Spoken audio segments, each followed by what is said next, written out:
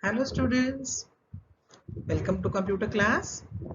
Now, the first chapter, the first part of the first chapter, that is first video, we have seen, correct? You must have gone through it.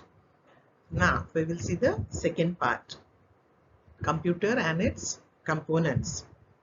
But before going ahead, first we will revise few things in that. Now,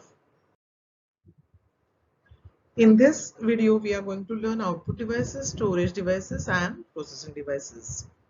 First, we will try to understand what is output devices, what is storage devices, and which are the processing devices and why it is used. And then we will see the devices in detail. But before that, we will revise whatever we have learned in the earlier half part. Computer and its the terms related to it. A computer is an electronic machine. Everybody knows this.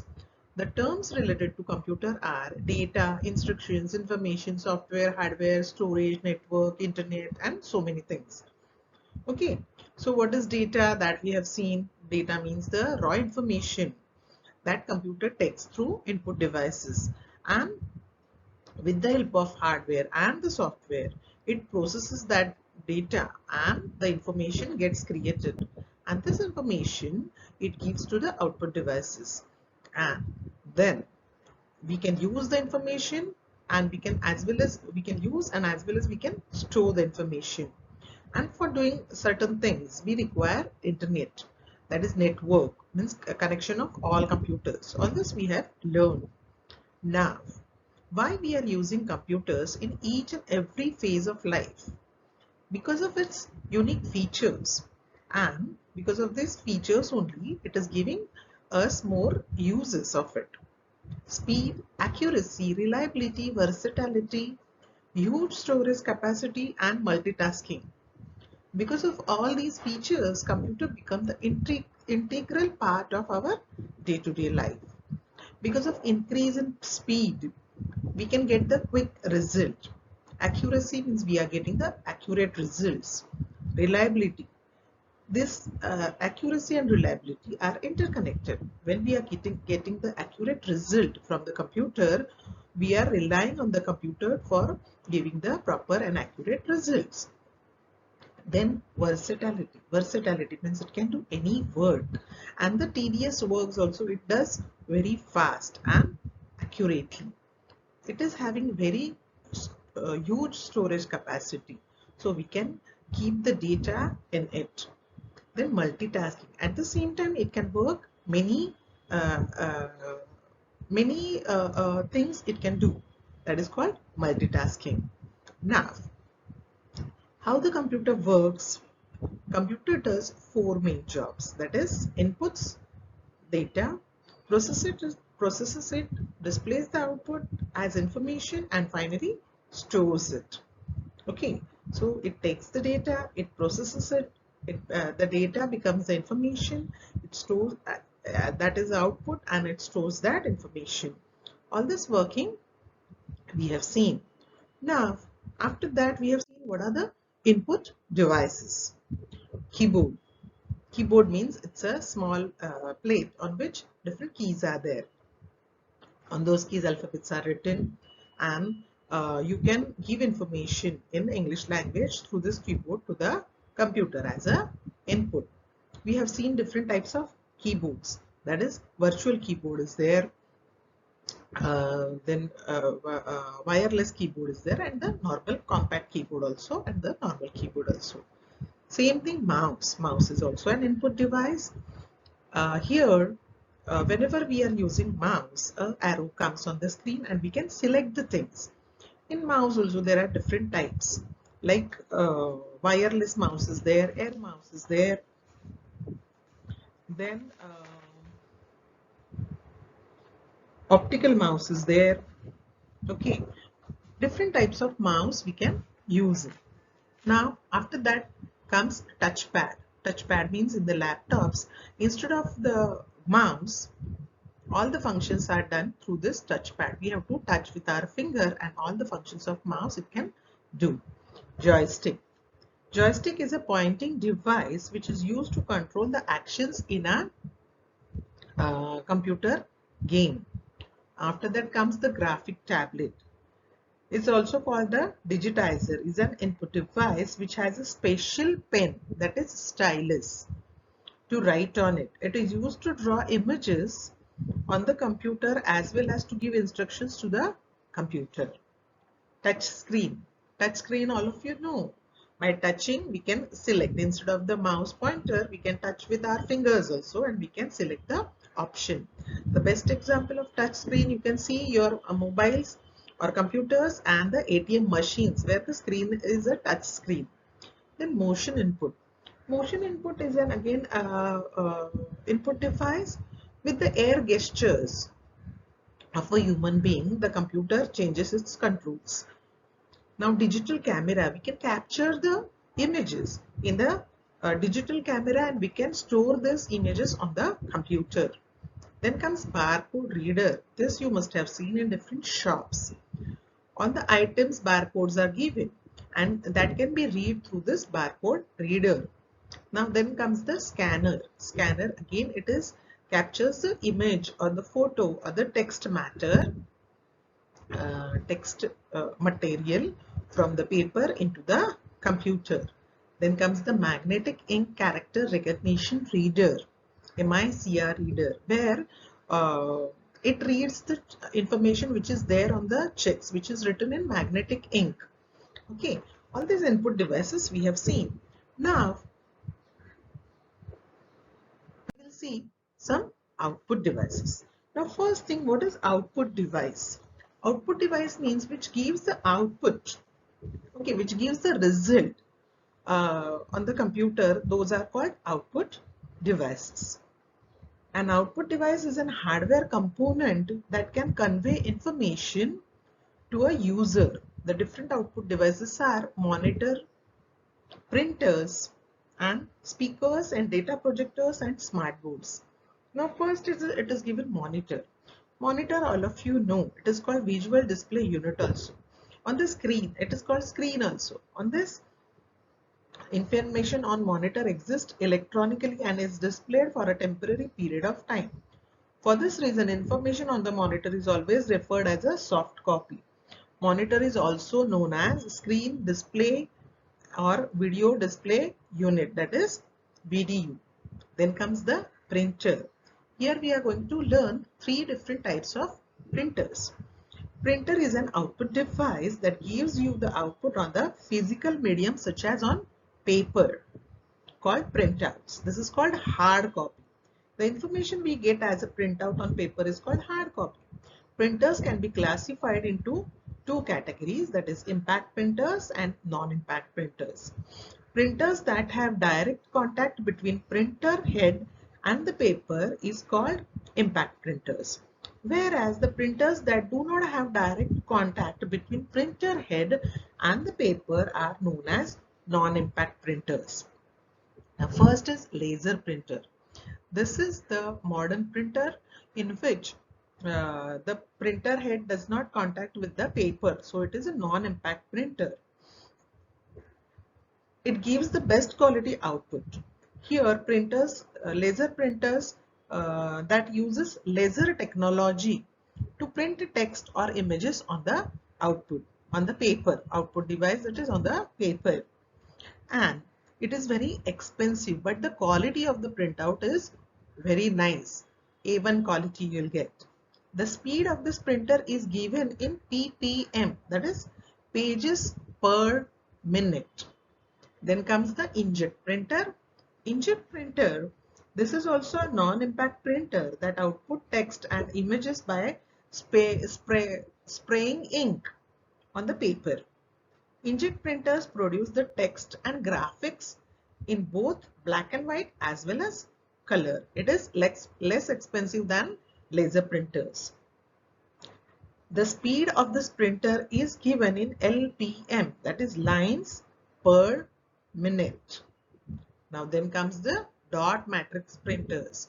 In olden times, dot matrix printers were used, and the speed of this The speed of this printer is counted in CPS, that is characters per minute, and this is an impact printer where the print head is very much in contact with the paper. Each alphabet is getting uh, impacted on the paper. The printer is an impact printer that contains movable print head with with pins that strike the ribbon, placing a dot on the paper. These printers are very less expensive, but it is creating so much noise. So the development happened and the inkjet printer got invented. And after inkjet printers, nowadays most of the offices and most of the places laser printers are used. Now we'll see some other output devices, that is speakers, data projector, smart board. Out of this, you must be well versed with speakers, data projectors, and smart board, because in our school we were having smart boards as well as data projectors. When we are having smart board, we need a data projector to project the data whatever is there in the hard disk or in the CPU. And to hear the songs or the audio clips from the computer, we require speakers. Speakers are the output devices that produce music, speech, or the other sounds that your computer generates or processes. Now, data projector. Data projector is an output device that projects the data being displayed on the computer screen on a large screen so that the audience can see the image clearly. If you don't have the smart board, only it will get projected on the wall also or on the cotton cloth also. If you are projecting it, it will get displayed. Smart board. Smart board is an output device that displays the image on the connected computer screen, usually via a data projector. All of you have experienced this, correct? Notes written on it can be saved directly on the computer. These are used frequently in classrooms as a teaching tool or teaching aid, okay, to enhance the delivery of presentation. Okay, so all these output devices we have learned. Now, some storage devices we are going to learn. Output devices means whatever output we are getting, we are projecting it. We are showing it to the user. That those are called output devices. Now we'll see storage devices. Storage devices means which stores the data and which can be used afterwards also. That is, those devices are called storage devices. In this, we can see hard disk, then optical disk. In optical disk, again many parts are there. Then flash drive, memory card, and so many. Okay, now one by one we will see. Hard disk drive. This hard disk drive is in the CPU, which we cannot touch or which we cannot see, but it is having huge capacity to store the data. It is it is a permanent storage device, that is the hard disk.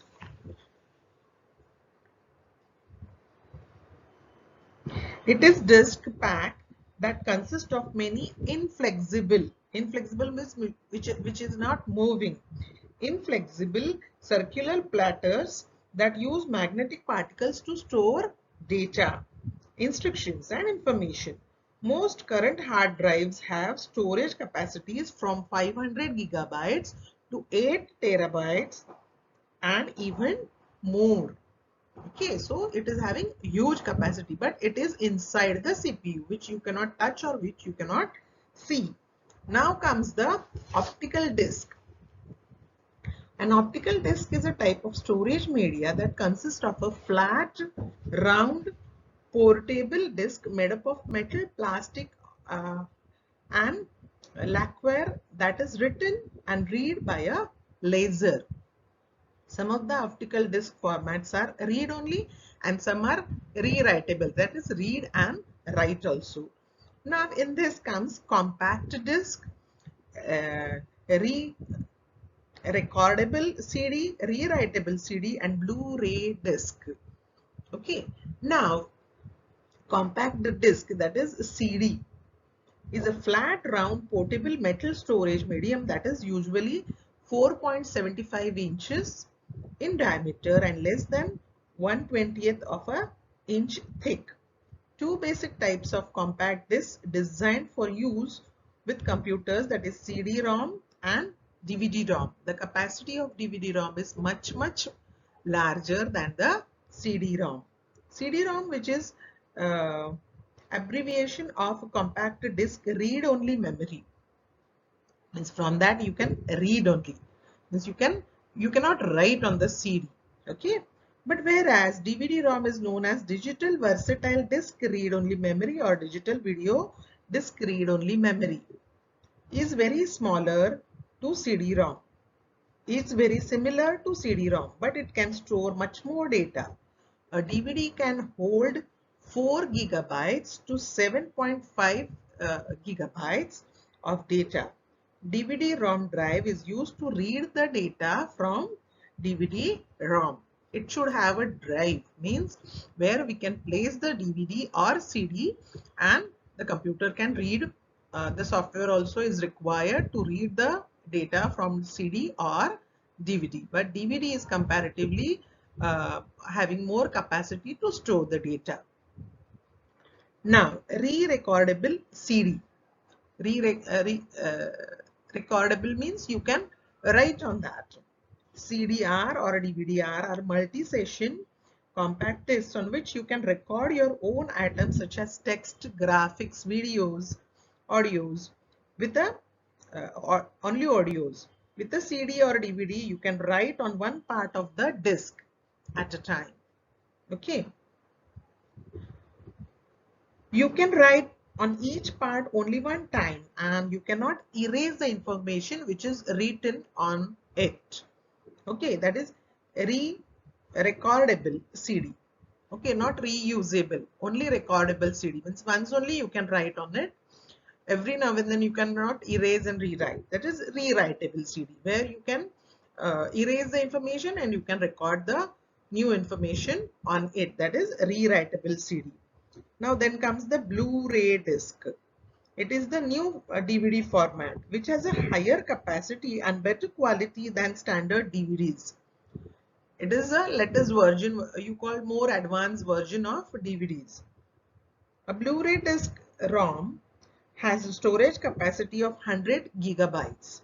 It is much more larger capacity. Blu-ray disc drives and players are used to play or run Blu-ray discs only. Okay. Now then comes the flash drive. Flash drive means what? It is called, generally it is called a pen drive. This is very small, what you call small output device on which you can store the information and you can read the information or you can use the information afterwards also. Yeah, computer storage device. This is a computer storage device that are plug-in USB, that is universal serial bus port on a computer. Means where you can insert that pen drive or flash drive and then only the computer can read the information from it. It has a storage capacity ranging from 512 megabytes to 100 gigabytes and can transfer data at a high speed. Then comes the memory card. There is additional memory card you can put. Memory card is a removable storage device, usually no bigger than the 1.5 inches in height or width, that you insert in or remove from a slot in a computer, mobile device or a card reader writer. Okay. Now all this out storage devices we have seen processing device. Now we will see processing devices. We have seen output devices also. Now processing devices means which processes the data. Okay, where data is getting processed? It is getting processed in the CPU with the help of processor. A processing device or a processor is the main chip in the computer which is used to process the data. Process the data means what? It tries to solve the problem whatever is given to computer. Processing means treating the data according to the instructions and the changing it into the useful information. Now, this is done with the help of processor or the chip which is used in the computer, which is very much important because it is called the brain of the computer. Okay, the processor or the central processing unit, okay, is the processing device of a computer. It is also known as the brain of the computer. It performs all the calculations, processes the data into information. It receives the input, it processes the input whatever is given, and it gives the output. Now while processing it, it is again this CPU, if you call the CPU, central processing unit, is divided into three parts, that is ALU, control unit, and memory unit. All this basic function of a CPU you must have learned earlier also, little bit revision of that. Now ALU, that is arithmetic logic unit. What it does, arithmetic logic units takes the calculation part, it calculates the things, and it again gives to the control unit. The result it gives to the control unit. Then memory unit. Suppose some alphabets, I mean some variables we have specified in the program or in the instruction, some information is there to be stored, and then it is getting processed. So that information is getting stored in the memory unit. And the working of all this, taking the input, processing it, giving this to ALU or memory, all this is controlled by the control unit, like a monitor in the class. Okay, so all this is done, but these processors are manufactured by some companies, correct? This CPU, or in short you call as a CPU. Okay, so who are the manufacturers of this processors or the CPUs? The biggest manufacturer of CPU is Intel. Intel company, all of you must be knowing, correct?